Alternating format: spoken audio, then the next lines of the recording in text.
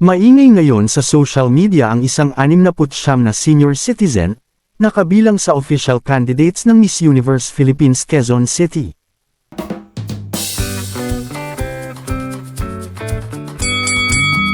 Maingay ngayon sa social media ang isang 69 na senior citizen, na kabilang sa official candidates ng Miss Universe Philippines Quezon City. Siya ang 69 na taong gulang na fashion designer na si Jocelyn Cubale, na nakatakdang kalabanan ang 14 na iba pang kandidata sa naturang lungsod.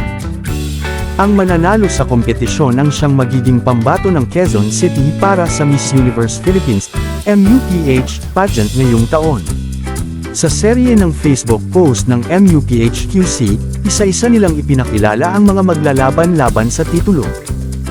Para sa kaalaman ng marami, dati nang sumali si Jocelyn sa Mrs. South Asia for Mrs. Universe noong 2017.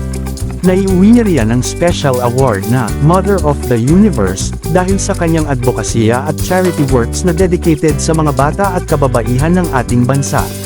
Siya ang kauna-unahang Pinay na nag-compete sa nasabing pageant. Ang coronation night ng MUPH-QC ay nakatakdang mangyari sa darating na February 5.